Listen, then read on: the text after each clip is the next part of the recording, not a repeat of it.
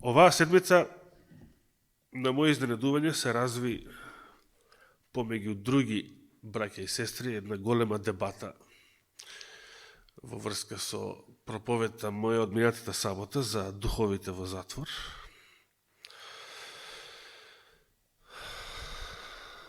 Но неделава прочитав нешто друго. Замислете, во светот веќе наводно, бидејќи не е се за верување, се разбира, се што читаме и слушаме, наводно во светот се формира така наречена банка за собирање за донирање на чиста крв. На што се однесува тоа? Значи, сега, наводно, значи, според оваа вест, ако е точна, во светот, после COVID вакцинациите, настапува промена во трансфузијата со крв. Постојат многу лица на кои што оние што им е потребна трансфузија на крв, кои што поставуваат услов не било која, сакам чиста крв. Крв од невакцинирани лица. Страшно нешто, замислите докаде доаѓа сега ситуацијата со сите овие последици од минативе 2 години и наводно веќе се имаат пријавено донатори од 16 земји засега од целиот свет.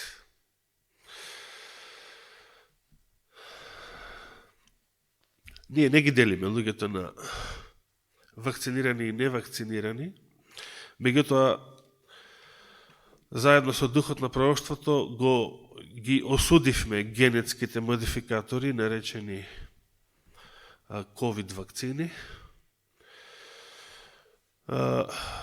Мојата осуда секогаш беше со поблаги зборови од оние што Елена Вајд ги употреби.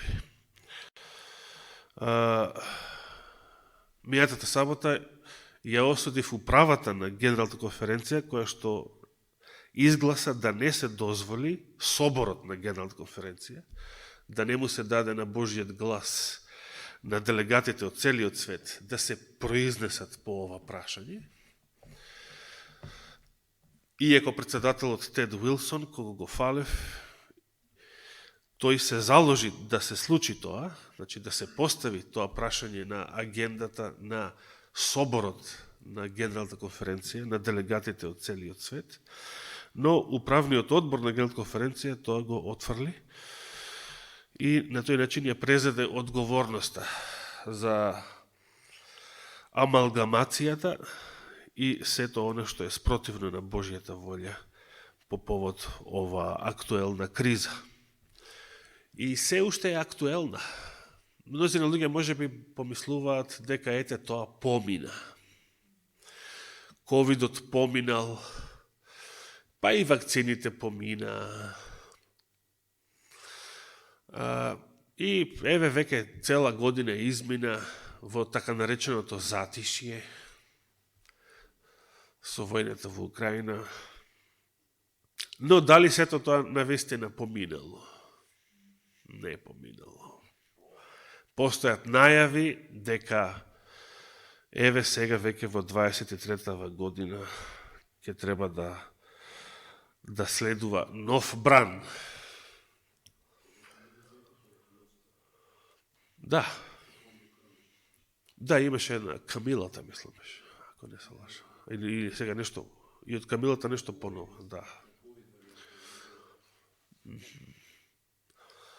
Јас имав објавено последен пат пред месец дена во една лабораторија, не сеќавам каде беше, дали Канада беше развиен нова сорта на COVID, многу посмртоносен од така наречениот COVID-19. И кога го објавив, кога го споделив и јас тој линк, напишав ова е за во иднина, да се знае, кога проституираните медиуми ќе врескаат теории на заговор.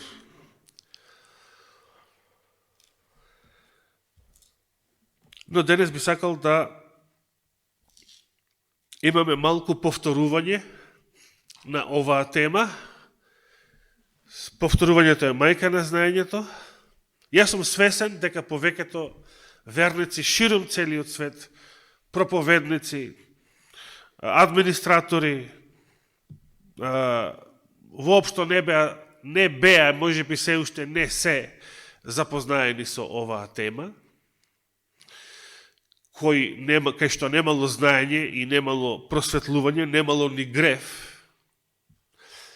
Никого поединечно не осудувам, дури ни членовите на одборот на Генерална конференција, како лица поединечно, никого не сум осудил, ниту вакцинираните, ниту било која личност. Сите можеби не знаеле, не биле свесни, не биле просветлени. И ова незнаење владееше во голем број христијански деноминации во целиот христијански свет.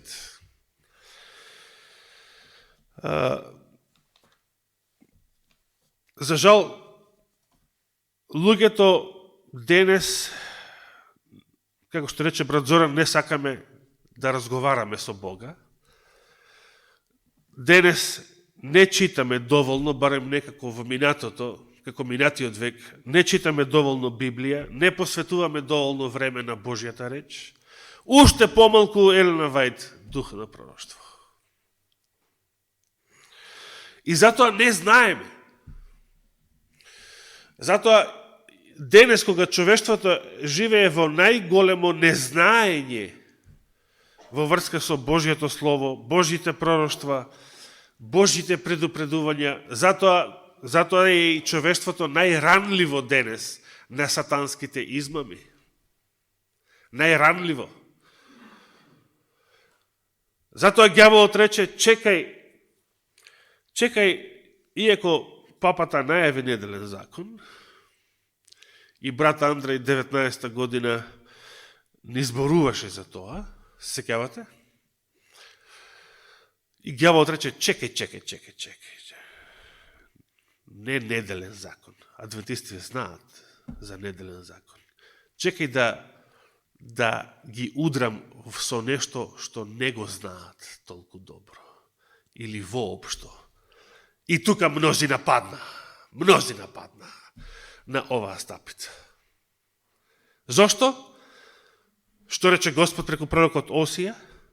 Изгина мојот народ, ја не велам дека вакцинираниви изгина, или загубија душа, или живот вечен, дај Боже да немало ниту привремени, само телесни некои последици и оштетувања, кај мнозина во светот имаше, за жал.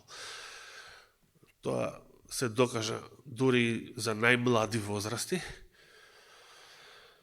Но изгина мојот народ заради што?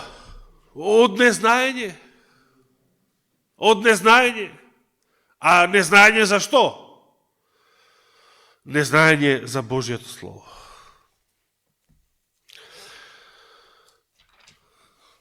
Ве повикувам да отвориме во Евангелието по Матеј денес, со прв стих, Матеј 15 глава,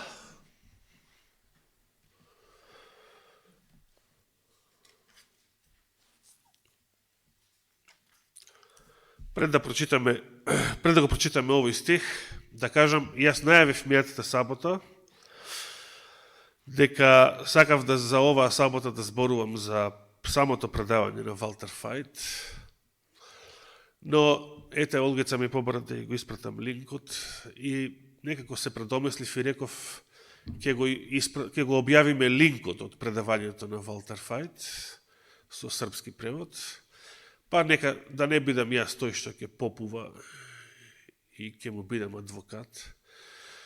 Секој нека си го погледне, како што јас така си пристапив, без навивање, објективно да си го погледам видеото и да видам дали стварно Валтер Фајт проповедаше година на Христовото доаѓање или не, или темата му беше нешто друго.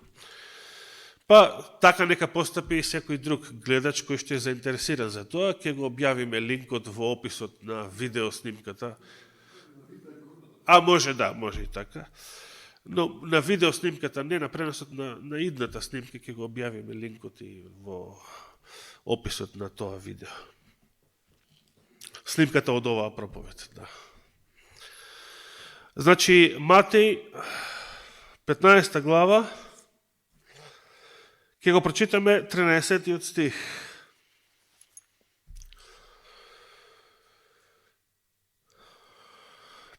13 стих е одговор на нешто што Христос бил прашан од учениците во 12-тиот, па ќе го читаме и 12-тиот. Тогаш неговите ученици му се приближија и рекоа: знаеш ли дека фарисеите, штом го чуја тој збор, се соблазнија? Кој збор? Христос пред тоа рече: не го осквернува човекот она што влегува во устата, туку она што излегува од устата, тоа го осквернува човекот. На овие Христови зборови фарисеите се соблазниле. Да беа адвентистите, дали ќе се соблазнеа на нивно место? Замисли, Христос ти кажува: не го осквернува човекот она што влегува во устата, а она што излегува од устата, тоа го осквернува човекот. Контекстот, во случајов со фарисеите, контекстот беше јадење без церемонијално миење на рацете до лакти, па и воопшто и хигиенско миење раце, било како. И на тоа Христос ги кажува овие зборови. Верувам дека и множина адвентисти ќе се соблазнеат да беат тогаш и таму. Затоа што како се има еден куп нечисти работи што не се заставани во уста. Но тоа не ни е темата. Христос, одговарајќи им рече, 13 стих: секоја тревка што не ја насадил мојот Отец Небесен, ќе се искорне. Замислите какви зборови. Јасно е, во овој контекст овие зборови ги кажува фигуративно, со преносно значење, метафора. Затоа и вели 14-тиот: оставете ги, се мисли на фарисеите, тие се слепи водачи на слепи, а кога слеп води слеп, што се случува? Обата ќе паднат во јама. Кога слепите адвентистички водачи водат слепи адвентистички верници, и едните и другите примија ковид вакцина. Но, како што реков, се надеваме дека ниту едните, ниту другите се уште не паднале во јама.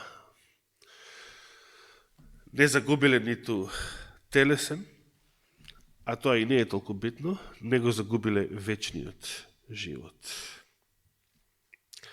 Но, ако луѓето упорно следат слепи водачи, а самите се слепи, бидејќи за да следиш ти човек, значи што не следиш? Значи, ако ти се предаваш некој човек да те води, свештеник, проповедник, теолог, испаѓа дека и самиот си слеп. Значи, зашто го следиш луѓе, авторитети, водачи, нив им веруваш, што не следиш во тој случај? Што нив им веруваш, нив ги следиш? Бога, значи, слеп си, бидејќи самиот не се просветлуваш, самата не се просветлуваш од Божјата реч. Да. Не читаш, не проучуваш, не се просветлуваш, не се молиш, Не дозволуваш, значи, Духот Свети да те води, да те просветли, да ти текнат некои работи што до вчера не ти текнува.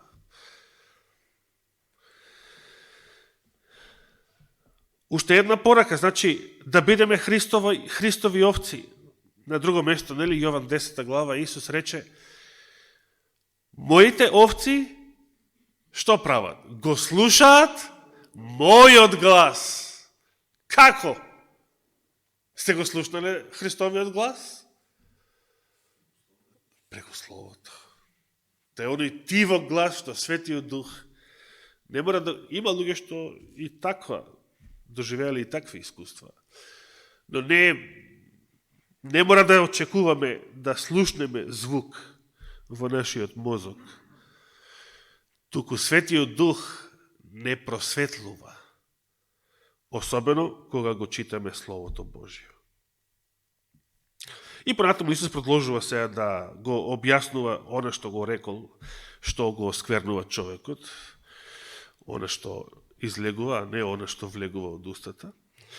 Меѓутоа, овие зборови од 13 стих, јас сакам, иако тука Христос ги употребил метафорично, јас сакам да ги разбереме буквално.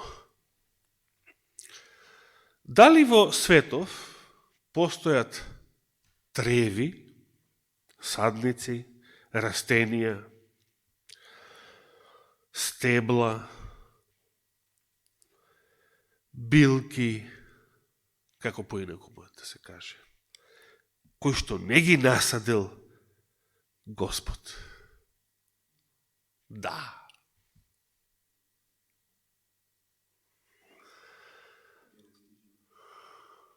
Да. И што ќе се случи со нив, според овие зборови? Секоја тревка што не ја насадил мојот Отец Небесен, ке се искорне.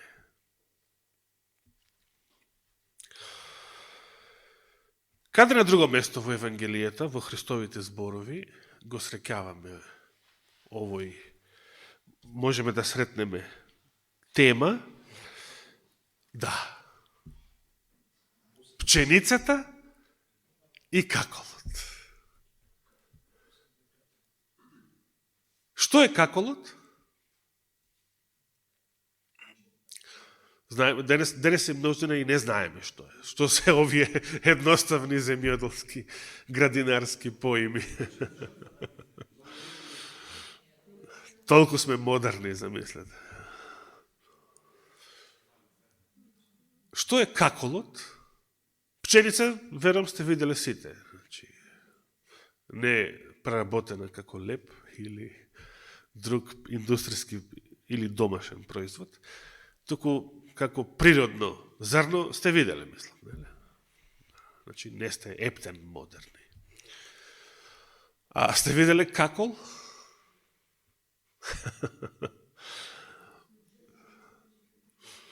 Знаеме како изгледа какол. Каде се наоѓа таа парабола? Пченицата и каколот. Да. 24 стих читаме. И друга парабола им кажа, велејки, Царството небесно прилега на човек што посеял добро семе на својата нива. Доброто семе е... Кое семе? Човекот, од кај му е на човекот доброто семе во својата нива? Кој ги произвел добрите семења? Господ. Добрите семења се природните семења. А оне што го произведува Монсанто, кој што, фала Богу, денес не постои, само затоа што една германска фирма го купи, заборев таа како се викаше.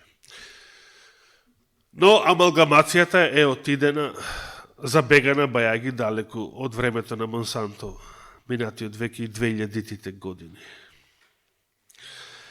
Значи, ако не е природно семе, ако е некакво вештачко семе, генетски модифицирано семе, тогаш како би се нарекло? Ако природното Господ го нарече добро семе на својата нива, ова што сака Европска Унија да го наметне на своите членки и ги волите подоцна на целиот свет, какви семења сакаат да наметнат? Лошо семе, зло семе, расипано семе, отровно семе. Малку дигресија во параболата со некои современи случувања. Но додека спие луѓето, кога? Додека луѓето спие. И кога, почнувајќи од Соединетите Американски држави, тогаш со Монсанто, кога се развива генетскиот инженеринг? Од првите лаборатории од 1960-та наваму. Тогаш кога христијаните спијат, тогаш кога последниве модерни генерации христијани спијат, не се доволно просветлени, не се доволно посветени. И ѓаволот си го работи своето. Додека луѓето спија, дојде неговиот непријател и посеја меѓу житото какол, па си отиде. Понатаму ја знаеме. Параболата нас не интересира само овие зборови. Од кај настанал каколот? Како настанале? Ако Господ не ги посадил, како настанале сите растенија кои што тој не ги посадил? Па сега многу слепци и спанковци во овој свет ќе речат: пак настанале по пат на еволуција. Па се е еволуција. Па зарем не личи, зарем светот, природата не изгледа дека е стварно еволуција. Навистина постојат растенија што Господ не ги создал. Навистина постојат и животни какви што Господ не создал. Навистина постоиме и ние луѓето какви што Господ не ги создал. Ваков ли беше човекот кога Господ го создаде? Што во суштина представува тоа што луѓето само ќе го наречат еволуција и ниту подлабоко размислуваат што значи тоа, што рекле со тоа и дали воопшто објасниле нешто со тоа. Сами по себе ниту најмалите семиња, ниту микроскопските бактерии, вируси, сами по себе тие не се создаваат.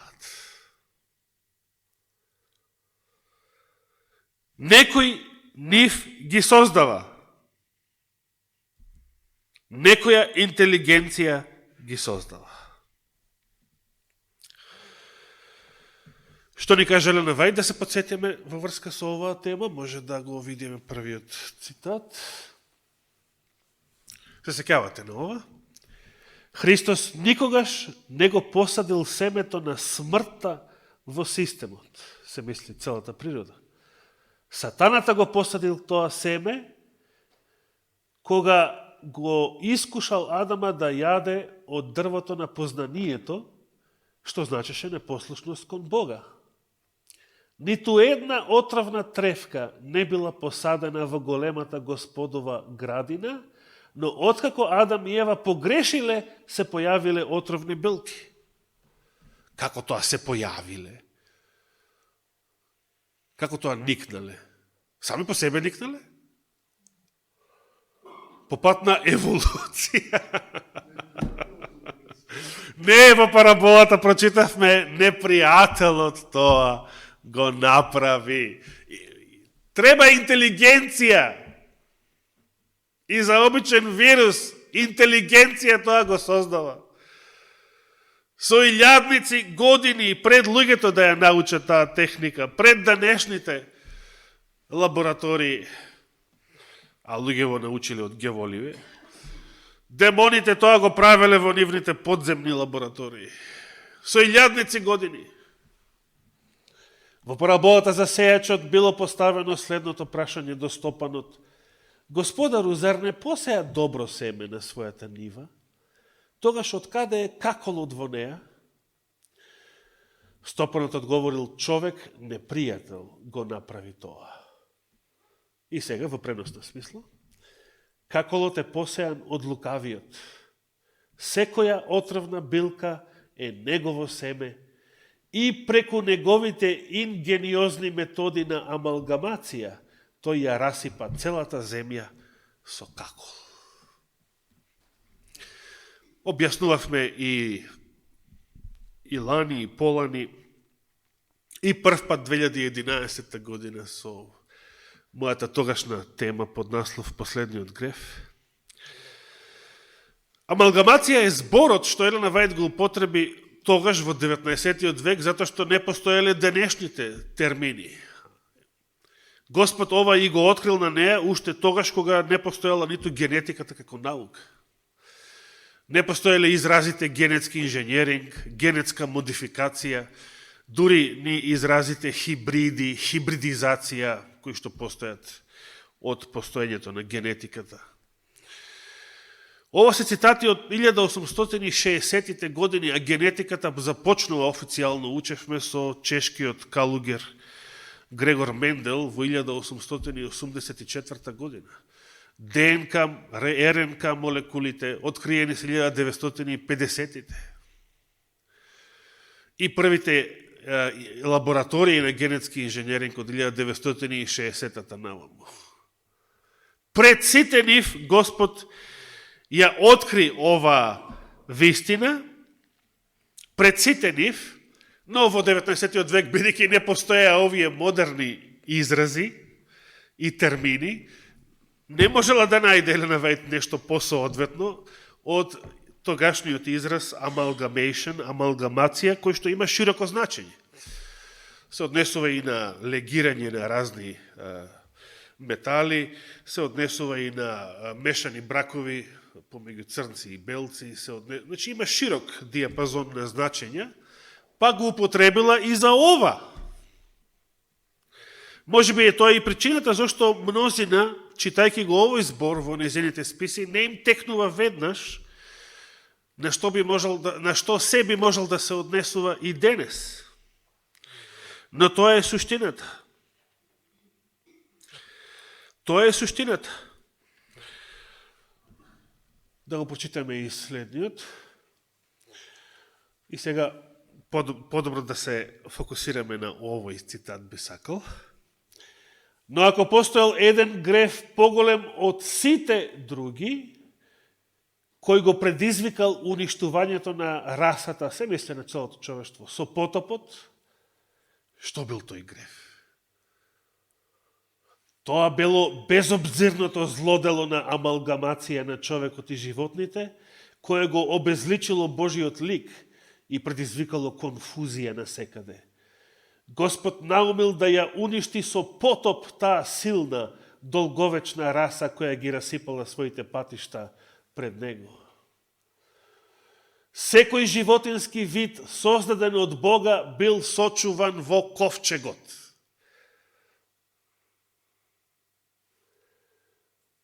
А имало и такви кои што Господ не ги создал. Конфузните видови кои Бог не ги создал, кои биле производ на амалгамација, биле уништени во потопот. И после потопот имало амалгамација на човекот и животните, што може да се види во речиси бескрајните вариации на животинските видови, како и во некои човечки раси. Не сите, но во некои. Така наречените мелези.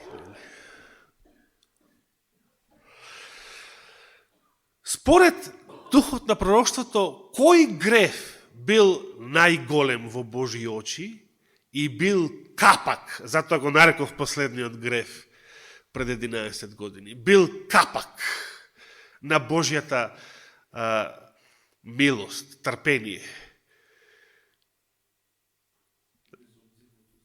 За да го уништи предпотопниот свет.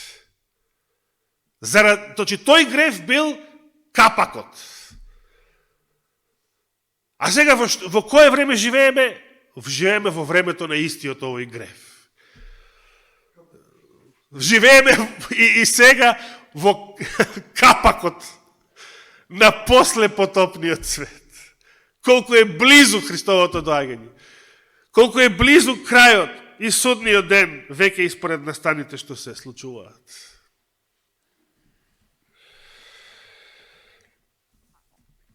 Ние прочитавме и некои библиски стихови во минатото во врска со оваа тема, но овој пат би сакал да споделам со вас и стихови од една вон библиска книга, но се надевам да ја погодите која.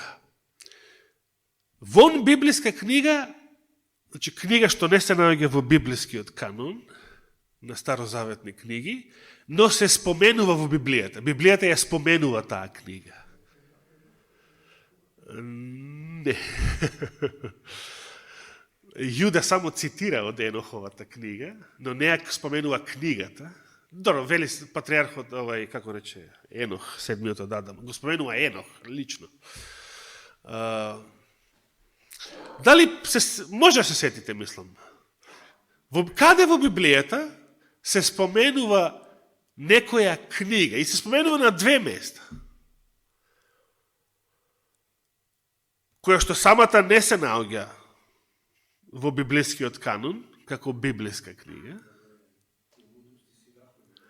да никаде не се споменуваат во канонските книги. Може да му текне на некој? Сега ќе ви тегне. Јас се надам дека сте го прочитале тоа. Барем еднаш во животот. Може би барем одамна. Да отвориме прво во Исус Навин. Исус Навин.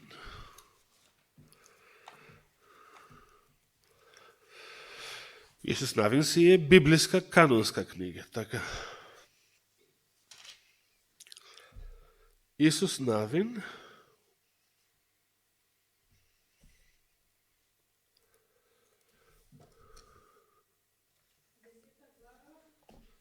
да, 13 рече? Точно. Исус Навин, 10 глава, 13 стих.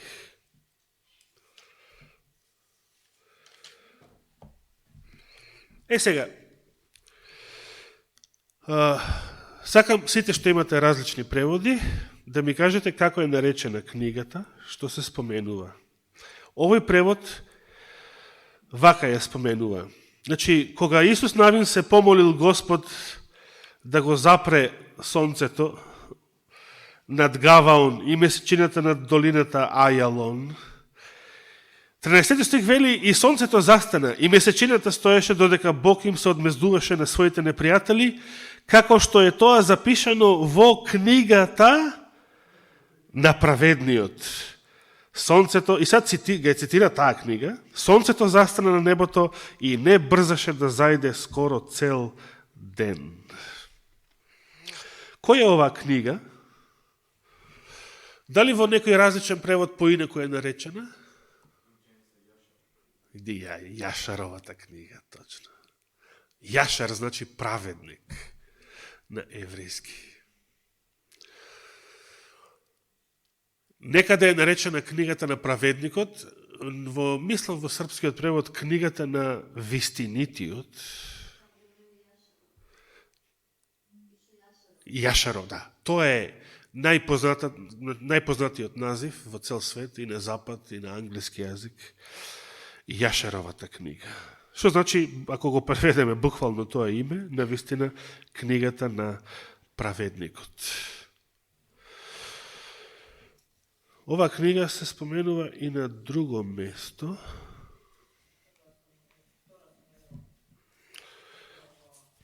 Прва глава. Да. Ти каков превод користиш, Перса? Не знам на кој јазик е.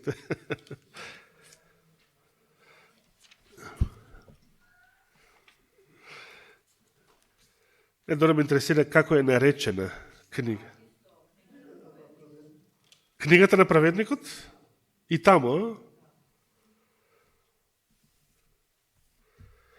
Интересно. Значи, 70 стих вели, 2 Самуилова 1 глава, потоа Давид го оплака Саул, значи после нивната смрт, трагична, и синот негов Јонатан со оваа оплакувачка песна, заповедајќи им на синовите јудини да ја научат како што е таа запишана во книгата на праведникот, и потоа ја цитира од книгата на праведникот, како некои стихови од таа песна: Твојата слава, о Израеле, падна врз твоите височини, како падна израелските јунаци. Во оваа книга на праведникот, или Јашаровата книга, се наоѓаат и вакви зборови. Во 4 глава, 18 стих од Јашаровата книга, или книгата на праведникот.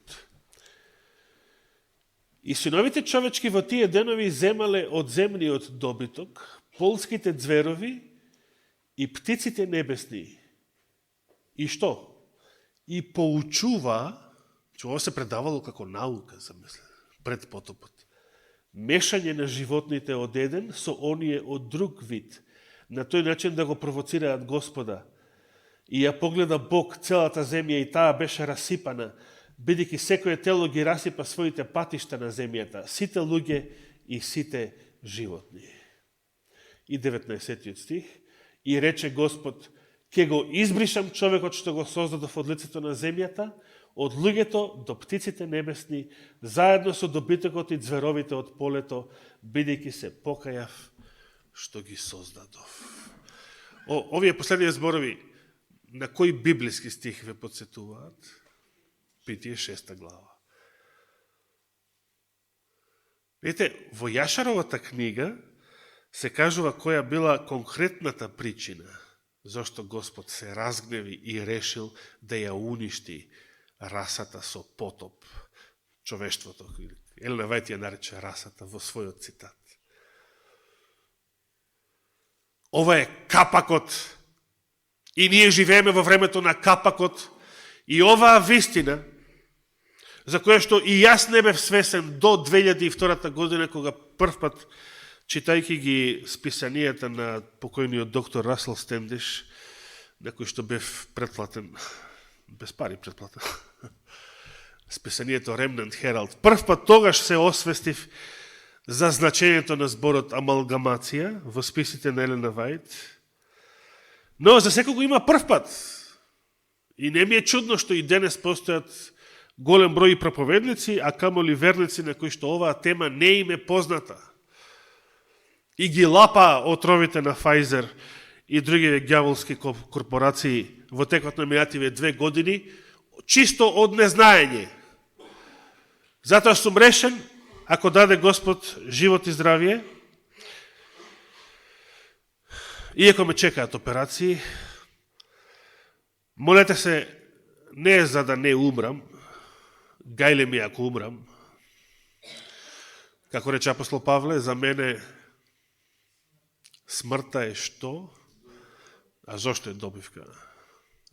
Зошто нему смртта е добивка? Ќар, ако живот, затоа што животот му бил Христос. Но молете се да биде, ако е Божја волја да умрам, ќе умрам, било како. Ако е Божја волја да живеам уште 1000 години во овој свет, ќе живеам. Да биде Божја волја, тоа, молете се, ова не е нешто страшно, инако, како што некој го сватија страшно. Некој го сватија страшно, за мене беше изненадување што толку се исплашија некој. Да биде Божја волја, Бог по Божја волја да биде докторот, да биде хирургот, болницата, тоа ќе видиме. Но, ако Господ даде живот и здравие, оваа тема, мислам да ја проповедам во текот на 23-та година, секаде каде што можам и секаде каде што ќе бидам покануван, ако бидам, ќе ја проповедам оваа тема и ќе гледам да стапам во контакти со другите цркви. Оваа тема мора да се проповеда.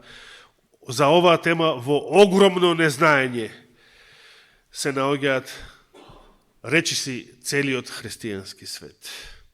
Нека Господ не благослови, нека Господ не води во новата неизвестна година, во која што се најавени сега следни бранови, следни епизоди од ова големо зло, намерно планирано и подготвувано со децении, бидејќи живееме во времето на капакот, живееме во времето на последниот грев, живееме во времето кога Господ наскоро ќе дојде. И да завршиме уште еднаш со паролата на глобалистите: нормалата нема да се врати, на која што ние додадовме. Христос ќе се врати. Амин. Нека му е фала и слава вечно. Амин.